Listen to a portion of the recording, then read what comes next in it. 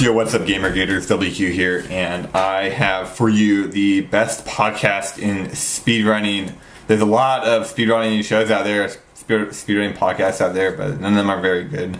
I have listened to a few of these. One of them I watched for about 3 minutes, and then I fell asleep. Completely boring, completely uninteresting. None of these people even know how to speedrun. It's plainly embarrassing. So, welcome to the world record. This is the best speedrunning podcast out there. It's incredible, and we have a great list of great topics out there to talk to you guys about. I'm going to be talking about Mario 64, talking about League of Legends. Worlds is going on right now, high level gameplay, pro players, macro natural gameplay, particularly tryharding, why some pro players fall off, why some pro players exceed, how do you become a pro in any game, and then I'm going to be talking also about answers from some questions people out there. So the first thing I want to talk about is macro natural gameplay, and I've been playing Link of the Past more than pretty much anybody has been speedrunning any game, and something that's interesting you don't see in speedrunning that you see in most other games, especially competitive games, and you don't see this in speedrunning nearly at all, and I think it's kind of interesting, but I think it's entirely because speedrunning is not directly competitive. You don't actually compete with people. You compete against yourself, and then not even that, but you compete against yourself next to other people in different games. So you have no direct competition towards most speedrunners. I know about how I fare against most Link of the Past runners, and most of these Link of the Past runners, I know their history, I know what gets them off, I know what they're excel at, I know they're bad at, I know why they do what they do. I pretty much know them inside and out. But Mario 64 runners, I can only look at these guys and have a glance at them. Most other games, Ocarina of Time, Metroid, Link's Awakening, Super Mario Sunshine, all these popular games. So I'm constantly looking at these runners. Super Mario World, I play Super Mario World. I'm constantly looking at these runners, and I am making judgments on them, but ultimately I don't play the game, and even if I did play the game, I'm still not directly competing with them. So how good are they actually? So in League of Legends, and I've been playing League a lot lately, I've been really grinding out, I'm getting really good at League. In League of Legends, most competitive games, people do everything they can to look really good, and this is really interesting. It's the same in speedrunning, but it's interesting because if they go against someone who's better than them, and that person who's better than them doesn't look as good as them, which happens all the time, they're going to get destroyed. They're going to get completely destroyed. Gameplay is not about looks. It's not about flashiness. It's something an argument I made recently. Clean gameplay outperforms good gameplay.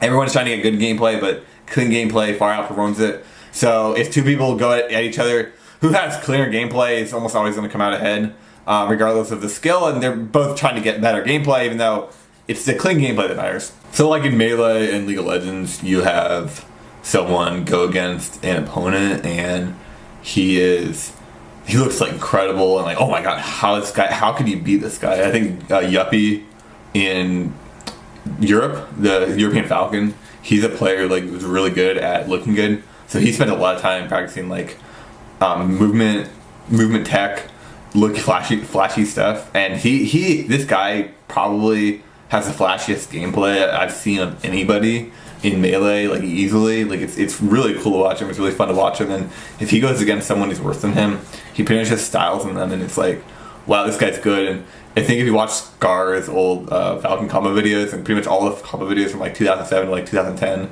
all these combo videos people were making, it makes him look like so good. Like, well, how could anybody beat this? But it doesn't matter about that. So in Melee, I think people kind of understood that. It's like, okay, you make a combo video where you like 4-second people, like, there's more going on here. Even if it was in tournament, like there's more like what's really going on here. In League, people are kind of warming up to that. Honestly, I don't think the majority of the community in League of Legends fully understands that. But in speedrunning, it's kind of non-existent. Like there's almost nobody in speedrunning that really understands this concept, and it's a pretty important concept where this guy's making himself look good, but is his gameplay actually good? And I would say almost every speedrun community, none of the players are actually good. None of the top players, particularly, are actually good at having gameplay. Their gameplay is not clean necessarily. So I think most speedrunners are extremely good at their games. They're like constantly practicing it. They're very dedicated. They're very into it. but they don't actually have particularly clean gameplay. And this is what's going to go a lot farther in gameplay over be very good. And you just don't see it in speedrunning. There's almost nobody. I mean, Zelda he's a rare exception. This guy, like the past 4 years, watching him, studying him, watching every movement. You know, I pretty much watched every single stream of his. Good, very clean, very clutch, systematic, smart gameplay, very smart strategies, very smart player, and he executed on it consistently, right? So then look at something like Super Mario 64, where the top players like Cheese and Puncation, they looks good. They're at the top, right? Oh, they're at the top. How good are they? Is Cheese better than Zelda? There's almost no comparison. Zelda's far outclasses Cheese, far outclasses anybody who's playing Mario 64. Actually, he pretty much outclasses anybody playing any game. From a mechanical perspective, I'm better than Zelda on a mechanical perspective. Jaden's better than Zelda mechanically, right? So whoop-de-doo, right? People that use that argument and go, oh, I'm better than him, I'm good at the game, I'm better than him, right? Well, better, what do you mean better? Because being good at a game is not relevant. It barely matters. Like, look at any competitive game. Not speedrunning, most speedrunners are completely ignorant to this idea. But look at really any competitive game. Even games like chess, even real sports, what matters here is not like highlights, compilation videos, trashing people. That doesn't really matter. It's not relevant at all. And the thing about Mario 64 that like a lot of people don't recognize, because things like institution and like a competitive environment and like player base, these are like really important. And look at Mario 64. A lot of people will say, okay, Mario 64 is it's the largest speed game, right? It's the most popular speed game, therefore it's the most competitive speed game, therefore Cheese has to be really good. Punkation's, he's really good too. I mean, he's only a few seconds behind Cheese. Like, these guys are good, right? Well, not really. Not at all. Actually, not at all, but not really. I mean, if it's the most popular speed game, it's not the most competitive, right? The players aren't the best if they're the most popular. That's not how it works at all. And if you really look at the facts, the thing about Mario 64 is Sig had a 143 back in 2013, 2014, right? So he had 143, a high 143, and then what happened is that record went down 4 minutes, and then now they're trying to push another 30 seconds to a minute off of that again. So there's a 5-minute differential there. So Mario 64 was never actually particularly optimized for one. So that's one thing. Also, a lot of the old top players, like Nero and Sig and Honey, they stopped playing the game, and so a lot of the skill dropped off the map, right? So the new players, like, I know these guys have been playing the game for years, but and that's another thing where people will say, okay, well, he's been playing for 10 years, therefore he's good, right? He's so experienced. And I keep seeing this in the League of Legends commentators. And I wish these guys were smarter, because if somebody's been playing the game for 10 years, doesn't mean anything. It's irrelevant. It's completely irrelevant. Where the League of Legends commentators keep referencing how, okay, these guys, they're new and they're winning everything, but do they have the experience to take a world title? That's what these guys always say. Do they have the experience to make it out, to beat these more experienced players? It's always hyped up. In League of Legends commentaries, they always hype up experience. But if you look at actual competition in League, it's a non-factor. Experience has never mattered in League. It's irrelevant. It's completely irrelevant. Look at every winning player and winning team. None of these people are experienced, yet they're always winning. Look at Longju. Look at the star player, the MVP of Korean Summer, Kan. No experience at all. It's his first tournament. It's like basically new to competitive play. Yeah, he's the MVP. Look at Faker back in the day. Look at SKT, their first tournament. Look at Moscow 5's first tournament. Look at Reckles. Look at Bjergsen. And look at every inexperienced player, inexperienced team that's good. What the common factor here is being skilled, being good. It doesn't matter. The experience has never mattered. It's irrelevant. It's a complete non-factor. And yet people still go on about, oh, he's experienced, therefore he's good, right? Another complete misnomer, misconception, like misalignment with reality that the League of Legends casters is very disappointing. You see this a lot in speedrunning too, of course. I think I think you see it more in League of Legends, but only because people talk about it more. Nobody talks about skill in speedrunning. This is due because what happens is the games are completely spread out. Like, it's all the skill and all the competition. There's no global leaderboards, and there were some attempts at a global leaderboard from Speedrun.com, and it was quite possibly the worst attempt at a ranking skill I've ever seen on a leaderboard. It's not even a leaderboard at all. It's a really poorly done point system deriving Speedrun.com results, which I think it's cool, and I think it's good that they're doing this. Of course, it's good. Like, make more of these, make more global leaderboards. But for ranking skill, it's just a complete joke. It's a complete farce. So, and part of the problem is, I play Link to the Past, right?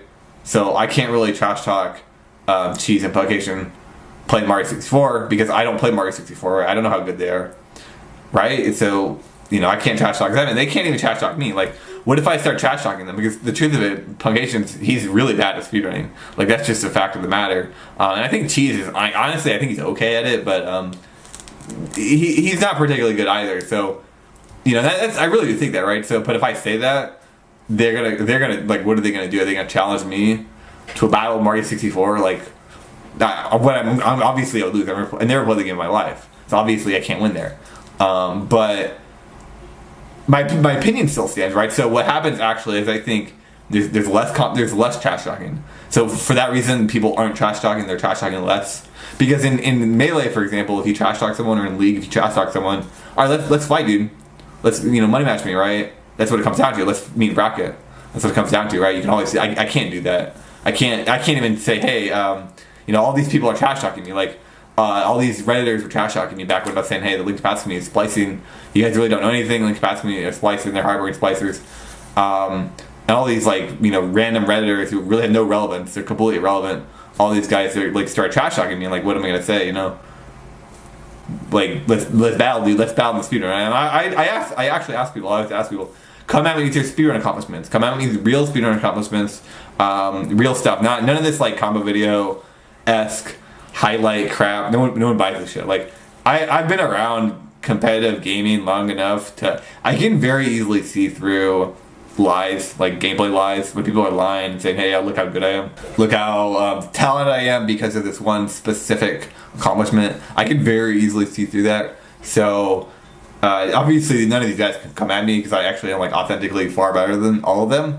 But I can't even make the argument. So no one's trash talking across the board in speedrunning. Nobody's trash talking because you can't make the argument that you're better than them, or you can't fight them. Well, what happens? So people start gossiping because they still talk. People still think. They still have thoughts. They still are primal animals. Like, we still want to beat each other up. So they start gossiping. They start gossiping on Discord, Twitch chats, and I've been the butt and joke of a lot of this, but I don't know. I think I'm okay because I'm way better than everyone else at speedrunning, pretty much. So I kind of have that in the bag. But I think the trash talk should come to the front. I think it should come to the front, and people should use. I mean, it's not that hard. Like, if I say someone's bad at speedrunning, I'm better than them. If I'm wrong, I'm wrong, and if they can come forward with reasonable arguments or rational arguments, that's, I think that's reasonable. I think that's an okay thing to do. Like, again, it's the same thing with Mario 64, where everyone says it's super competitive, it's the most competitive environment, where this isn't true at all. Like, there's a lot of players, there are good players, there's a range of players, but ultimately, is it competitive? The practice hack seems kind of dinky, doesn't seem very optimized, doesn't seem like people are really looking at frame advance on an emulator and finding exactly optimal ways to do things. Cheese is clearly better than everyone else. Like, what is Punctuation not doing that Cheese is doing to there's a 30-second differential movement? I mean, these guys are always doing upstairs RTAs, and they're putting fake gold splits in their actual sum of best. You get random wrong sum of best. They're always resetting.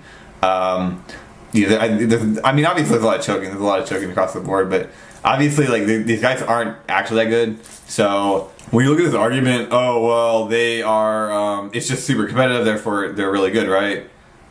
It's super popular, therefore it's competitive, therefore they're good, right? Well, why are they good? I don't understand here. Can anybody actually show me why they're good? Can anybody prove why they're good outside of it being popular? Because I don't think popular game is good at all. Having the inability to actually capture someone's skill in a translatable way does not exist in speedrunning at all, and I think it's unfortunate. I think this is part of the reason that skill is not a relevant variable in speedrunning. If you're trying to get name focused, or you're trying to make a name in speedrunning, skill is completely irrelevant, unfortunately. And I think you can't translate the skill. There's no tournaments like Melee. What is hyper relevant here? A lot of it is skill. People listen to Mango, they listen to Armada. Well, they win all the tournaments. They can go to the tournament and win the tournament easily. So it's like, of course you're gonna listen to them, right? Can't do that in speedrunning. Nope, it doesn't matter at all. Who do you listen to in speedrunning? These YouTuber dudes. You listen to the big streamers. Why are the big streamers good? You know, they're good in their own little bubble. But when you have 10 people playing a game for 5 years, they'll get good at the game, but they'll never particularly get good at gameplay. And you see this in League of Legends all the time, where somebody will play the game for 6 years straight, and they're like gold 1. What the fuck? That's garbage. Or maybe even they're like diamond. Let's say they're diamond 3. That sounds pretty good, right? That's garbage compared to actual good players, right? Actually having clean gameplay, where you have new players come in and they play the game for 3 or 6 months, and they'll get challenger. Well, how are 16-year-olds getting challenger, and some dude who played the game for 10 years and he can barely hit diamond, he can barely hit masters? What's going on there? It's because there's this huge difference between playing a game for 10 years and playing it a lot and pretending you're good at it for a while and getting the whole community to pretend you're good at it, and then actually being good at it and actually succeeding, which there's very few speedrunners there in the second half of that. There's very few speedrunners who are actually good at it. And Zelma is a very specific, unique example of this. Almost no other speedrunner across the board embodies this, and I think there's a few, but the other problem here is you have to actually try, you have to actually care, you have to actually make an effort. And so at a top level, there's almost no good speedrunners in the whole pool across all of speedrunning, because very few people actually care enough to pursue this, and then also are smart enough to create very clean, conscious gameplay that excels. And so what happens is the few people that actually just stick to it, like me and like Punkation and like a lot of the people who have records and are like second place records, we rise to the top because we stick to it, right? We keep doing it year after year after year. And so what happens is, well, the pool of speedrunners at the top level, they all suck.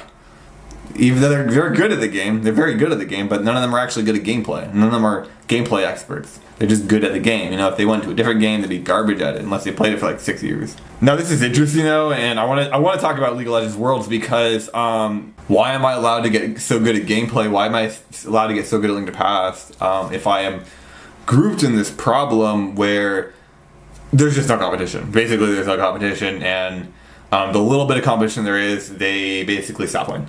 So why am I allowed to get so good at it? Well, it's interesting because you see a little bit in League of Legends. So League of Legends, I think, is so interesting because it's mechanically not that intensive, so you can get very good at it very quickly, and a lot of people do, and at a very young age. But the relevant gameplay factors, and the relevant gameplay factors aren't particularly interesting. There's like millions and tens of millions of people that play League of Legends, so a few of them are going to get very good. But what happens is there's a lot of things that people don't recognize at all that go beyond clean gameplay, and I call this stuff macro game. So there's stuff like sticking to the game, playing the game through the hard times, only playing the game, staying in the community, staying in the meta game, making sure you keep playing the game, and teamwork. Actually, teamwork's one of these in League. You don't see teamwork in League of the Past. There's no teamwork, but in League of Legends, teamwork's actually it's a macro game skill that is very important, and it's often all these macro game skills are kind of just thrown to the wayside. They're kind of ignored. Well, it's actually like they're very important. Like if I play Link to Past longer than anyone else, I'll get better than everyone else. So I'll be the best at it, even though by my own arguments earlier, I'm not the best at it. So what's really going on here? Well, this is an interesting complex aspect of gameplay that it's completely ignored, and you see it in League a lot. Where how do you get good at League? I mean, what are some ways to get good at League? If you're just talented at it, if you're the best at League in the world, like congratulations. But what if you're not good at it, or what if you're not even trying to go pro? You're just trying to get better at League of Legends. What can you do for that? Well, one thing that you can do that's very easy is become a better team player. And so in solo queue, this is like the easiest thing you can do, and especially if you play support, because I play support in League, and playing support is it's almost entirely, well, it's a macro game, but it's a different type of macro game. It's in-game macro game stuff. So playing support, it's almost entirely like where to go on the map movements, you know.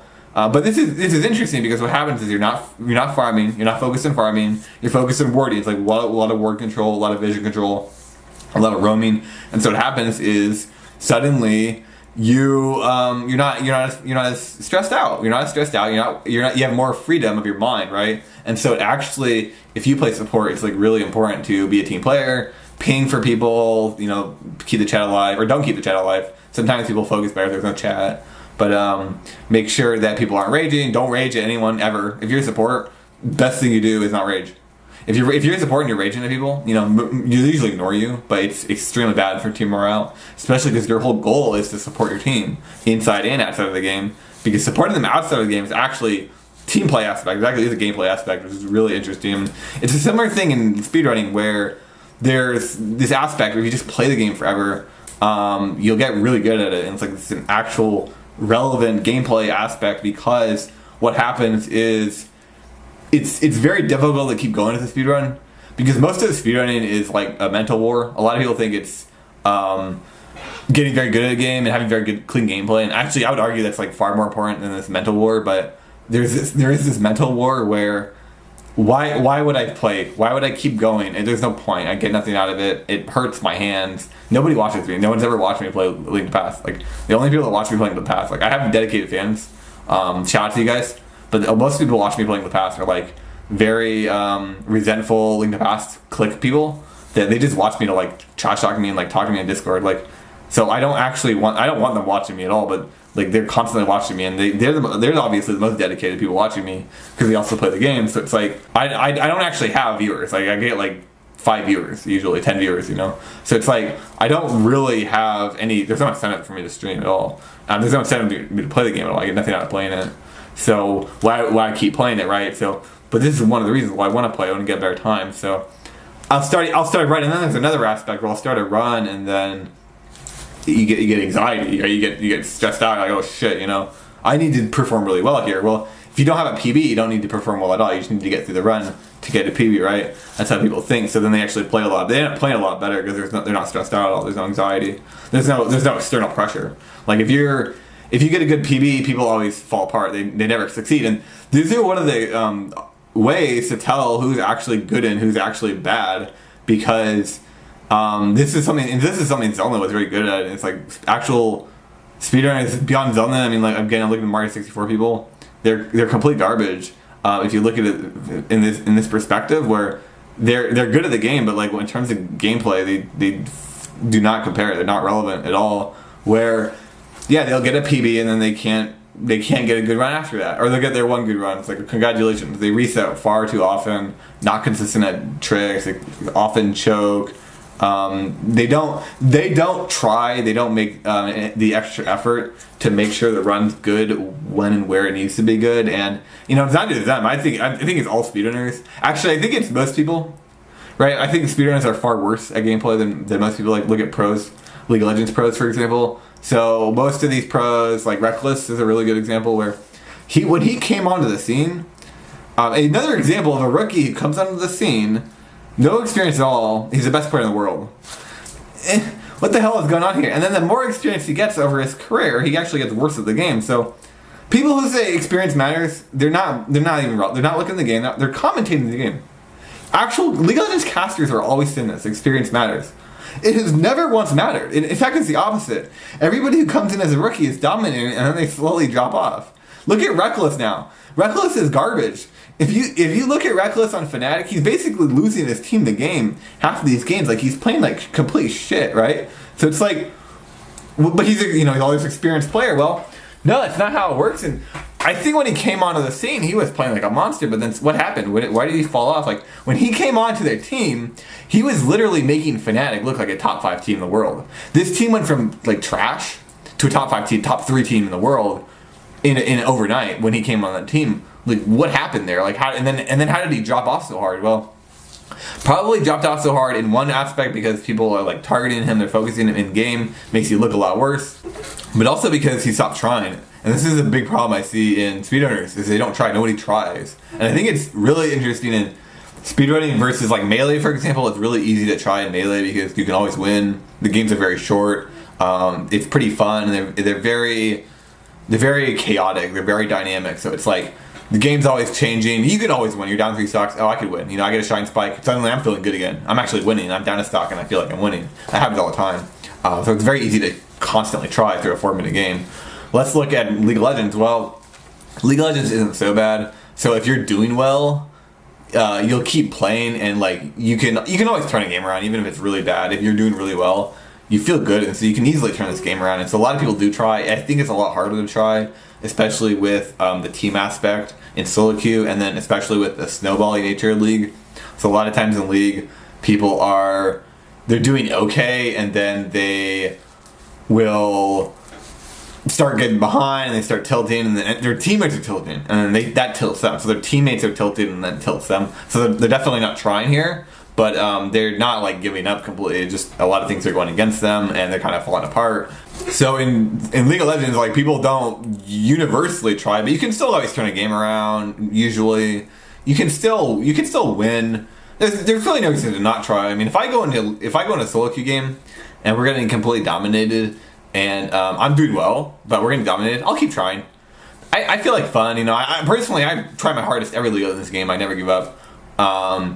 And I think it's a lot easier to try in League, but there's still problems. In speedrunning, though, there's almost no reason to try.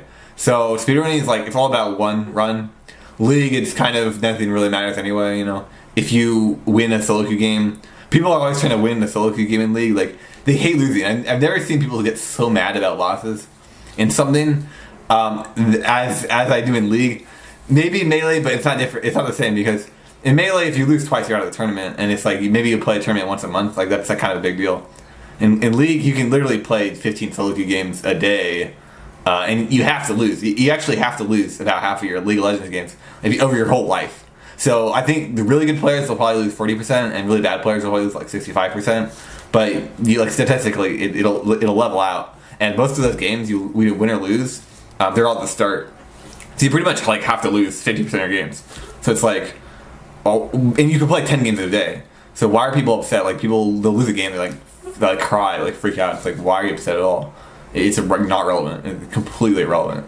And I think it's anxiety. Personally, I think it's just anxiety. Anxiety is messing with their brain, and then they think that the world's crashing down, right? So they're freaking out. But in speedrunning, for example, you don't. It doesn't matter about the long term. Like in League, if you want to improve, the goal is not win a game. If you want to improve it at League of Legends, you have to actually improve at the game, and then you'll win games by effect, and then your MMR will go, your rating will go up. So winning and losing is absolutely not relevant. It's completely irrelevant. So in speedrunning, though, for example, it's all about one run. Like it's all about PBing, so that's why people reset. Personally, I don't think they reset because they're trying to PB. I think they reset because they're bad. They're bad, and so they mess up, and then that's where they reset. Zelda doesn't reset, right? Zelda doesn't reset. Well, why doesn't he reset? It's because he doesn't make mistakes. So he would reset. If he made mistakes, he would reset probably, but he almost never makes mistakes. So he just doesn't reset because his runs are always pretty good. But he's also very good at trying, and this is part of the reason he doesn't make mistakes. So he's very good at trying.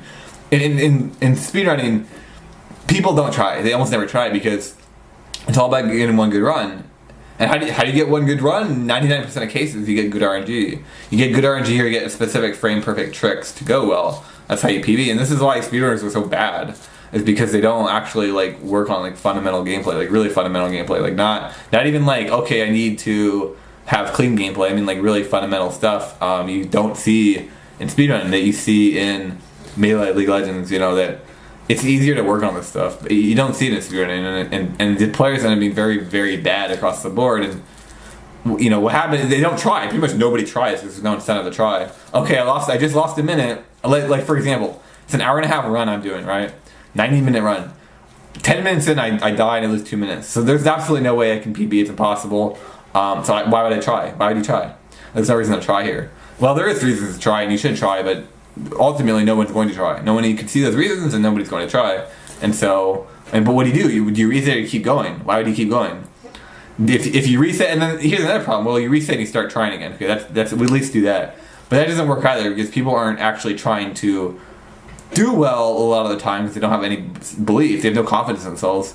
So what they do is they start over and they're like, okay, I just need a good RNG. I need to get a one frame trick. I just need that one frame trick. I just need to get good RNG.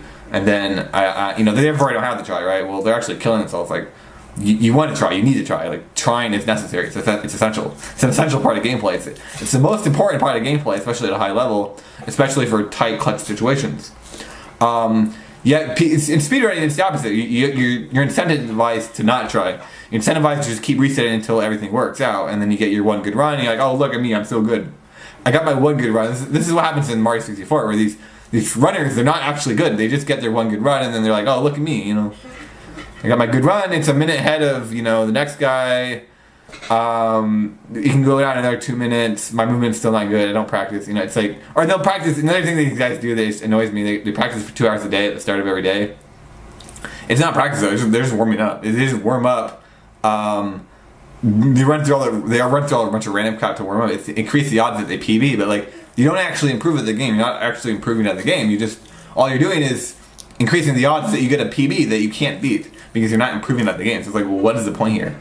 It's completely pointless. So I think another thing I really doesn't make any sense to me. So let's talk about something that is easily the most important part about gameplay, high level gameplay. Trying, like what is trying? What the hell is trying? How do people try? How do you try? How do you not try? What is all this stuff? Like what does it mean? No one knows. And I created a very basic definition of trying. So you take natural gameplay, you apply natural gameplay to itself, and then you do that to infinity. And then what the limit as natural gameplay is applied to itself infinite times, take the limit of that, what do you get? That's what trying is. That's what I call trying. And so trying is very interesting because if you ever give up, you weren't trying, right? So you can't simultaneously try and give up at the same time, because if you were trying, you wouldn't give up, right? A part of trying is not giving up. So you can't. If you ever give up, you weren't trying. So that's a pretty standard start of a basis of okay, like let's keep going. I think there's a lot of important reasons like why would you try? Like most people, why they won't try. Like why would they try? So and this is actually the point of you take natural gameplay and you apply it to itself. This is what macro natural gameplay is. So why would you try? So now you got to change your belief system, change your understanding of the game to make you try, to make you understand why would you try? Why do you try? So I think top players all understand that they need to try as hard as they can all the time.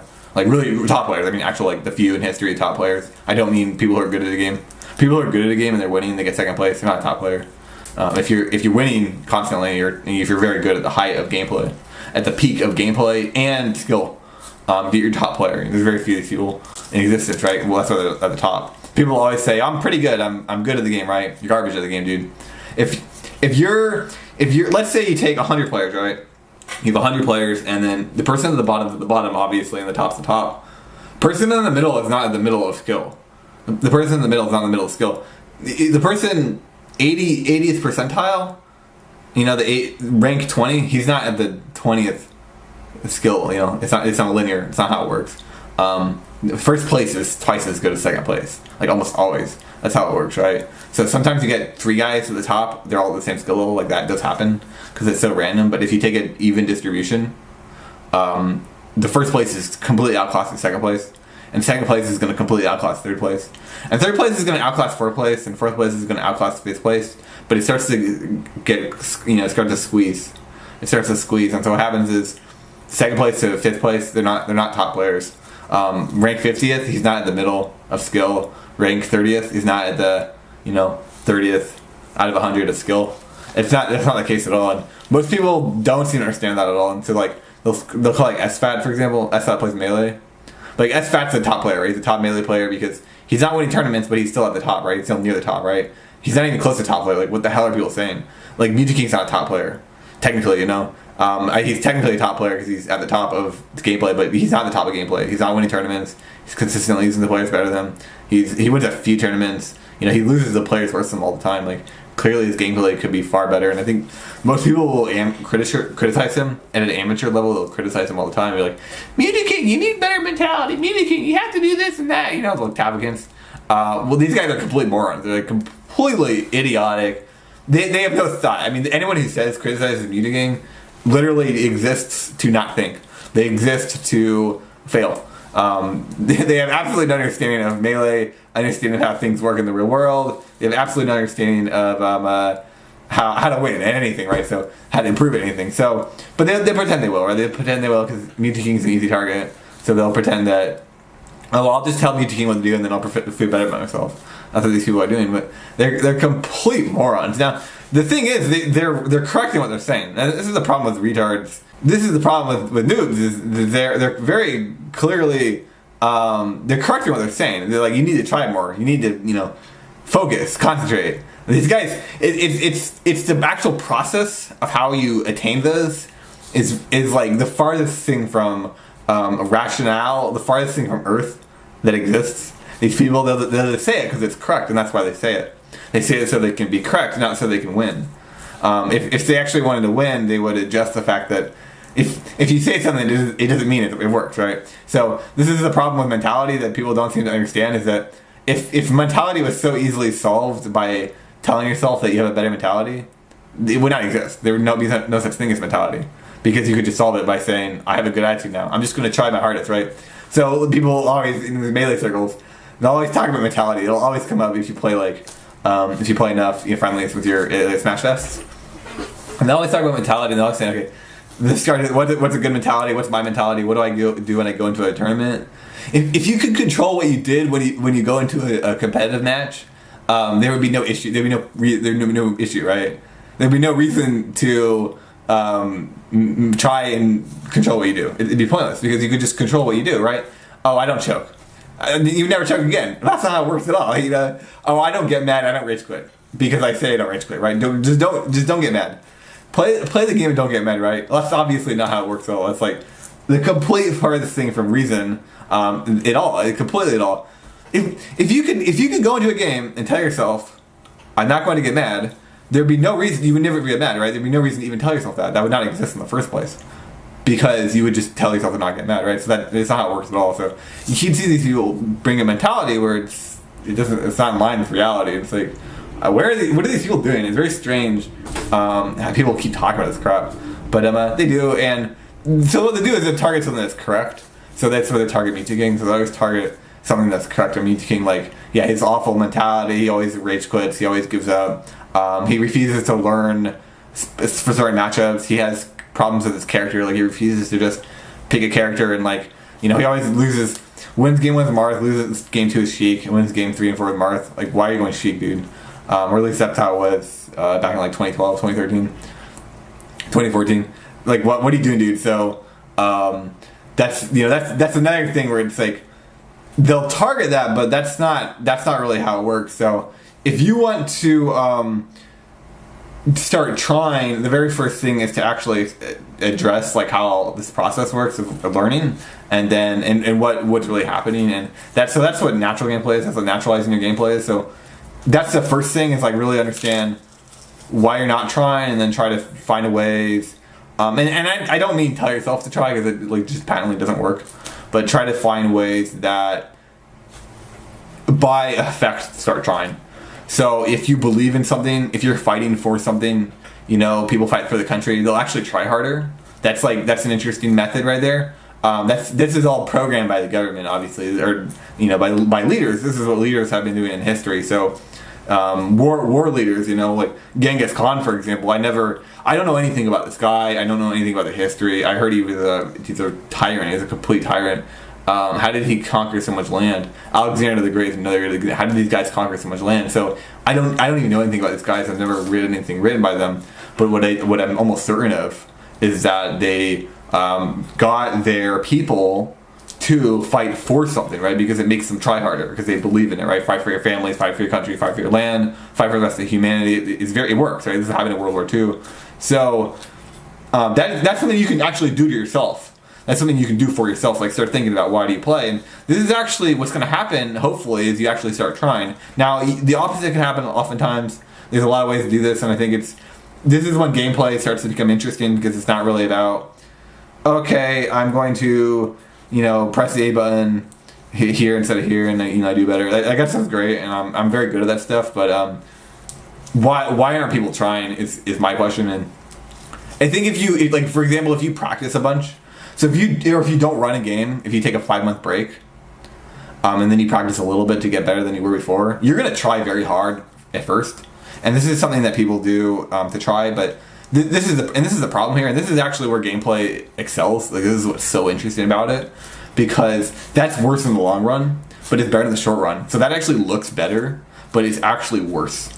And this is what everyone's doing in the game itself. So that's actually that process I call ego theory. That process is happening on both levels. That process is happening in the game, where people are picking mechanical strategies that look better but are worse. But it's also happening on a macro game sense, where outside of the game, they're picking strategies like taking breaks, so that when they come back, they look really good. Without actually, but they're not playing through the break. They're not practicing, so they don't actually improve at the game necessarily. But it looks like they play well because whenever the few times they are playing, they actually are trying, but they don't actually improve at the game. So it actually hurts them in the long term. So that's interesting, right? So there's actually how do you find the balance there, right? You're naturalizing your brain so that you can start trying. Well, how do you find the balance though? You don't want to force yourself to try and then it be bad, right? Well, how do you find the balance? So this is what macro natural gameplay is. So it's you actually taking natural gameplay and you're applying natural gameplay to natural gameplay, and then now you have to apply natural gameplay to the natural gameplay process, macro natural gameplay. That's why it's called macro. So the thing is, you can apply this infinitely. You can apply it infinitely, and eventually, if you take a limit to infinity, what happens is you get this thing called trying, and this is why it's so revolutionary. So it's incredible. So what this means is that you basically just don't give up. You keep going forward. So, and that's what trying is. And see, that's the solution to this problem. Well, I'm doing the wrong thing. Let's say I take a break, and therefore it's the wrong thing, because I'm hurting myself in the long term. Right? That's the wrong thing. So this is why it works. So that actually is a new reality. You're not in the old reality where you did that. You're in the new reality, which is the current present moment. And so now you have to take what you have in this current reality and try. What you do is you try, right? Well, what can you do? You can try. You can always try, and you actually can't not try, because if you try to not try, you're trying. So you can always try, and you're always incentivized to try. You might not perform better. You might not do better. It might actually hurt you in the long run, but it's unconditionally something that you can do. And the thing about it hurting you in the long run, and this is like, everything can hurt you in the long run. Everything can hurt and help anyone in the long run, right? So what is the point of anything, right? And this is what trying is, because it's unconditional.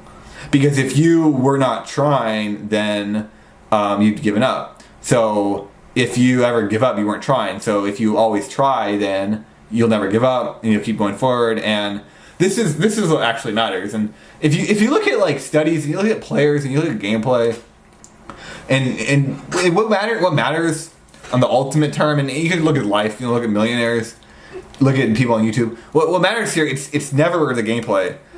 Well, it's always the gameplay actually. It's never the correctness. It's never if the gameplay is correct or not. It's always the belief. It's the belief and then the strength of the belief. That's almost always what matters, right? That actually produces better gameplay than quote correct gameplay. So there's always correct and there's right and wrong, like certainly, and there's certainly right and wrong, because if you look at a video game, you know, and this is interesting. You can't necessarily see this in real life, because real life is like very, you know, you never know. Everything's constantly changing. It's dynamic, but in a video game, it's a little bit more static. So if you do the wrong input, you self-destruct, you runs over, you know, you die, you suicide. If you alt F4 in a League of Legends game, you're probably gonna die. It's wrong. It's just flat out a wrong move.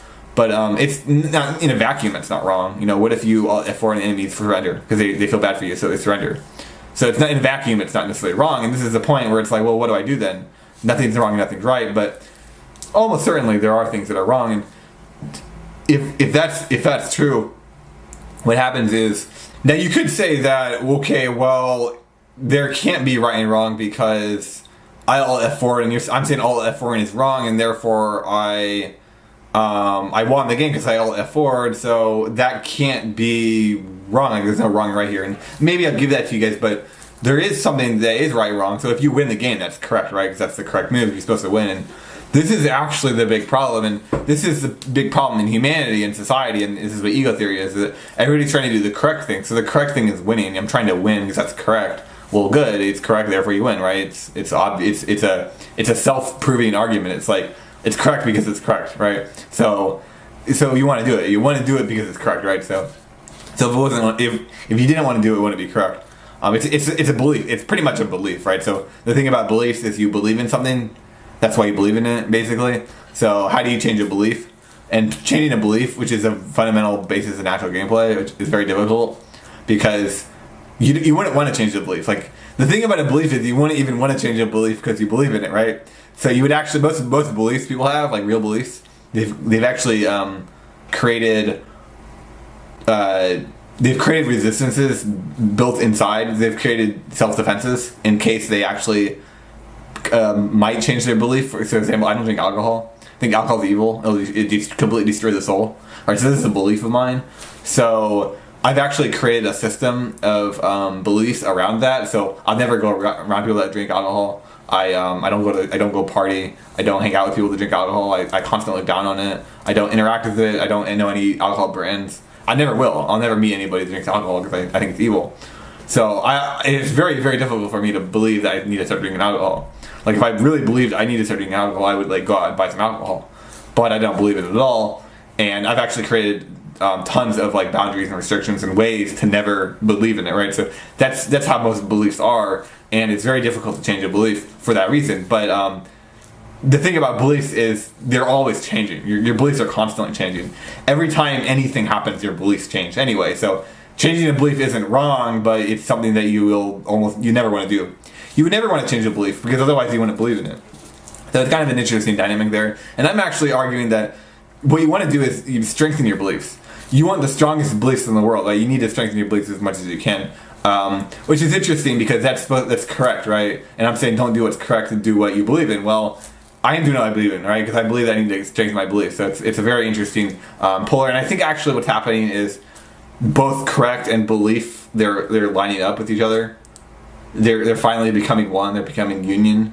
They're becoming harmony. Because the thing about being correct and being wrong and right is that, like, right is being right. It's an objective result, but it's also a self-defining objective result. So it's only right because you want to do it, right? So it's like if being wrong was right, then you would want to be wrong, therefore be right. So it's like if losing was the right thing to do, everyone was trying to lose, right? Doesn't make any sense. Well, that's why it's wrong. The problem people are running into in gameplay actually it has nothing to do with all these variable problems. The actual problem is that they're deciding they need to do something that's correct, and then they decide what they need to do is correct, right? And then so what they do is they develop gameplay around that. And so, like, the problem with being correct and the problem with this is it's the result. If you watch my gameplay video, so there's beliefs, there's like gameplay understanding called beliefs.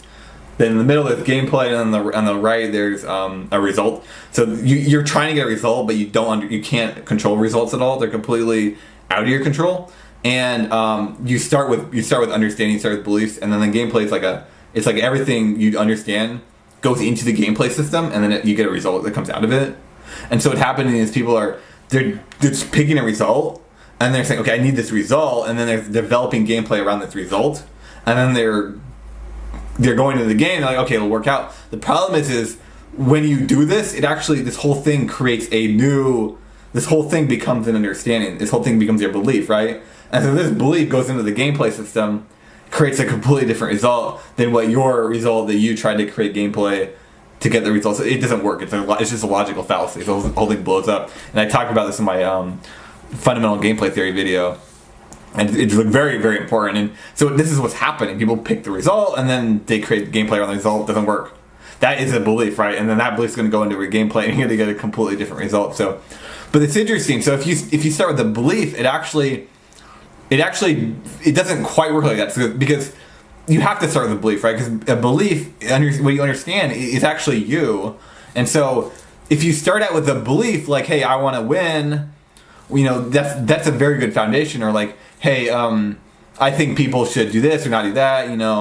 This is good, and I think the players need to strengthen your beliefs as much as you can, not necessarily Don't pick the right belief, right? Just pick a belief. Now that's interesting because this is all being correct, right? Everything I'm saying is actually being correct. So if everything I'm saying is being correct, then what happens is I'm going to take this whole process and actually it's going to be wrong because this whole thing is correct, and I'm going to create gameplay in real life around this. This is macro game. This is what macro natural gameplay is. So I'm actually creating a gameplay around this. I'm creating gameplay around me needing to create a belief to create gameplay. So it ends up being more correct than previously, but there's a second layer. So the foundational layer is good, but there's a second layer of gameplay on top of the foundational layer. And the second layer, this is where choking happens. And so this is fucking me up. And anxiety is why. But I don't control anxiety, so I'm ignoring anxiety. But it's this foundational layer that needs to be fixed. So if something happens to be fixed on a macro scale, because there's more layers as you go up, and this is the point of macro natural gameplay, because you can keep applying this to itself, and eventually what happens is you get this unconditional process called trying, making an effort, and the whole point of it, the whole purpose of it is you actually can't give up. If you're actually trying, you can't give up because you would not try. If you gave up, you wouldn't be trying. So therefore you weren't trying in the first place. So you weren't trying at all. So you need to try harder. You constantly need to try harder. So that's actually the solution. That's the complete solution to gameplay. It's always trying. And actually, I think it's real. I think it actually works because look at people who get very good in a month. Look at people who get very good at games very quickly. Look at all winners. They all try. What's the one thing in common? They all try their hardest. They all try to do stuff. Look at anything you've ever succeeded in life, What was the foundation here? it was try-harding. And this is tricky because some people, what they'll do is they'll intentionally find something that's easy they can do, then they'll succeed at it, and they'll be like, no, see, I wasn't trying, it was because of this reason. That's why I succeeded. This is the start of the loss. This is how you lose, because what happens is you need that reason. It's conditional. You need that reason to try. It's based on the results. It's based on output. You don't control results. You're forcing yourself to control a result. This is a corruption. It's going to fuck you up in the long term. And this is happening in speedrunning, in my opinion, far worse than pretty much any other gameplay, game environment, game community. It's happening more in League of Legends and Melee because there's just more players. But ultimately, it's a lot worse. It's a lot worse than speedrunning. But speedrunning has one reason I really like speedrunning. I think speedrunning is really great. One thing about it is so great is it's all about time. It's all binded by time, and so this is actually the greatest thing about it. I think speedrunning outclasses pretty much most of their gameplay due to this, because everything's actually binded by time. Everything's a function of time. So because we live in a function of time, right? Reality is a function of time. So speedrunning, they just quantified that, right? They quantized it. So they have units, frames. You have units of time. Like real life, there's no unit of time. It's a continuous flow. But in a speedrun, you can quantize it into frames, and that's really interesting because League of Legends, for example, it's the same thing. It actually is a function of time. Melee game, it actually is a function of time. It may not seem like a function of time, and most people don't understand that because this game was 2 minutes, that game was 7 minutes. It's a function of skill. It's not a function of time at all. But that's not true because we live in a function of time. Everything's a function of time. It just happens to be different lengths randomly, right? So, and this is what I think is so good about speedrunning, because it's very obvious about this. It's very direct and it's very forward, and so it promotes thought about gameplay more than almost anything else. And it's so sad because nobody thinks. No speedrunners actually think. Most speedrunners are just idiots and they just reset and they just pretend they're good at the game and there's no competition. What happened when Zelda started playing Link to Past and he started destroying everybody? What happened? I started thinking. I started saying, hey, you know what? I'm wrong. I'm doing things wrong. I can do things better. So what happens when Mario 64, when no player comes in and destroys everybody and people think, cheese and PlayStation are like gods of gaming? They never improve. They never get better. They never improve. They never accept their weaknesses. I mean, these guys are like B-tier players in terms of gameplay. Long term, Cheese is a B-tier player. Zelda's an A-tier player. There's a lot of S-tier players out there, I'm certain. But he's not relevant. Punkation's probably a C-tier player. He's no better or worse than anyone else who plays any game, except he just plays it more and he plays it longer and he's more dedicated. Now, I do think that's an aspect of gameplay, as I said earlier. But ultimately, if you look at core gameplay, if you look at clean core gameplay values, It's not existent. It's not there. Anyway, guys, thanks for watching the world record with your host WQ'd. We are the best speedrunning podcast out there. I've seen these other speedrunning podcasts. They're not good. They're not entertaining. They don't talk about real values. They don't talk about speedrunning. Most of the people that are doing the podcast, they don't even really speedrun. So make sure to subscribe. Make sure to tune in. Stay tuned in. The world record is only getting better. It's only getting more aggressive. We're only talking about more good stuff, more speedrun topics, more relevant stuff. There's a lot of drama and interesting stuff in the speedrun community that nobody talks about. Nobody's interested. Nobody talks about it. It's like, why don't you talk about this stuff? But that's what we do it here at the World Record. We talk about the best stuff, and we're going to become the absolute best in everything. And that's why we're called the World Record. So I'll see you guys later, and make sure you guys have a great day.